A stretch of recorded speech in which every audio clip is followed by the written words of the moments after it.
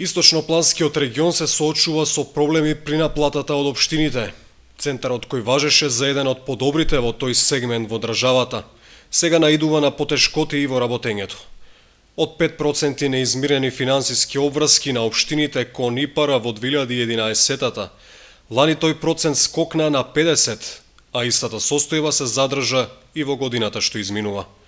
Има општини кои што се солидни во плаќањето, навистина солидни, редовно ги измируваат како обврските за тековно работење, така и обврските по основ на кофинансирање на проекти, што создава посебен мотив во центарот да тие општини се приоритизираат.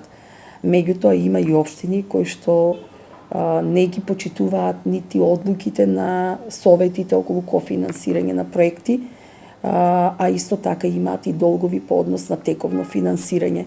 Раководството на центрите за развој во Македонија проблемот го изложи на неколку последователни состаноци со министерот за локална самоуправа.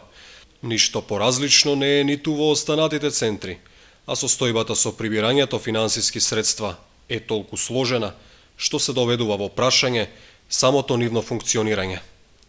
Техничката работна група, која што е формирана од страна на раководителите на 8 плански региони и државните секретари во линиските министерства, имаме состанок во Скопје, токму ќе се расправа околу овие проблеми, што и како, и истите тие веќе се подигнати на доста високо ниво на регионален совет ќе се расправа, и истите тие ќе дојдат веќе на седница на влада, бидејќи на вистина се веќе јавуваат поголеми проблеми.